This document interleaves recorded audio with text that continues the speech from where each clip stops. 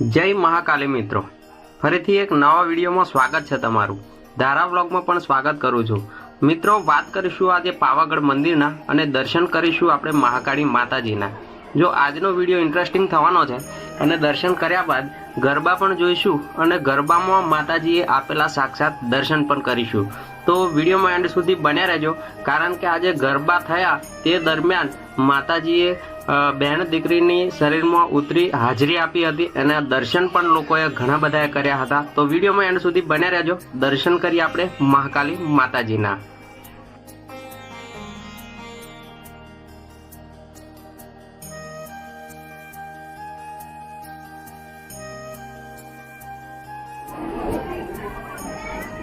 તો મિત્રો, મહાકાલી માતાજીના દર્શન આપણે કરી લીધા અને હવે મંદિરના પાછલા પટાંગણમાં જે માતાજીના ગરબા થતા હતા તે જગ્યાએ ગરબાની અંદર 2-3 બહેનોના શરીરમાં માતાજીનું પ્રાગટ્ય થાય છે અને તેમના શરીરમાં હાજરી આપે છે અને બધા ગરબાની અંદર જોઈ રહ્યા છે અને દર્શન પણ કરી રહ્યા છે।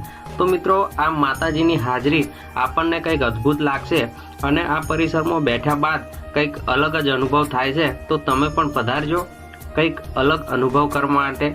અને દર્શન જો આજે કર્યા હોય તો જય મહાકાલીમાં કમેન્ટ બોક્સમાં જરૂર લખજો। મિત્રો, આ ગરબા દરમિયાન જે પણ સ્ત્રીઓ અથવા બહેન દીકરીઓને માતાજીની હાજરી આવતી હોય તે અચૂક આવી જાય છે કદાચ, અને બધા લોકો તેની સાક્ષી રૂપી જોઈ રહ્યા છે। મિત્રો, આ હતો આજનો વિડીયો પાવાગઢ મહાકાલી માતાજીના દર્શનનો અને ત્યાં પટાંગણમાં ધ્વજા લહેરાયા બાદ જે ગરબા થયા હતા અને એ ગરબાની અંદર આ માતાજીની હાજરી આવી હતી એ પણ લોકો જોઈ રહ્યા છે। તો મિત્રો, તમે પણ જોઈ શકો છો કે પાવાગઢ મહાકાલી મંદિરની ઉપર જે પટાંગણ બનાવવામાં આવ્યું છે ત્યાં ગરબા દરમિયાન 2-3 દીકરીઓ માતાજીની હાજરી સ્વરૂપે રમે છે ગરબા, અને એ કંઈક અદ્ભુત જ નજારો લાગે છે। તો જો આજનો વિડીયો તમને કંઈક ગમ્યો હોય તો વિડીયોને લાઇક કરી ચેનલને સપોર્ટ કરી સબસ્ક્રાઈબ કરી શકો છો। અને હવે આગળ જોઈએ આપણે માતાજીના ગરબા જે પાવાગઢ મંદિરના પરિસરમાં કરવામાં આવે છે। તો ગરબાનો અવાજ મેં મ્યુટ કરી દીધો છે, કારણ કે ચેનલ ઉપર કોપીરાઇટ આવી શકે છે અને ગરબાના અલગ રૂપે આપણે સંગીત લગાવી દીધું છે। જો આવી રીતે તમે ગરબા રમવા માંગતા હોય તો મહાકાલી મંદિરે આવો ત્યારે થોડું બેસવું પડશે અને દિવસમાં 1-2 વાર તો આવા ગરબાની રમઝટ અહીંયા ચાલે છે। તો કેવું લાગે આજનો વિડીયો? જો વિડીયો સારો લાગ્યો હોય તો જય માતાજીમાં જરૂર આપજો મિત્રો। ચલો, ફરીથી મળીએ એક નવા વિડીયો સાથે। ત્યાં સુધી આપણે જોઈ લઈએ પાવાગઢનું કેવા રળિયામણા નજારા છે। તો બન્યા રહેજો એન્ડ સુધી, અને આજનો વિડીયો ગમે તો વિડીયોને લાઇક કરી લેજો અને ધારા વ્લોગ ચેનલને સબસ્ક્રાઈબ પણ કરી શકો છો મિત્રો। તો ચલો જોઈએ હવે આપણે પાવાગઢ અને મંદિરના નજારા અને પાવાગઢના બજારના પણ નજારા જોઈશું।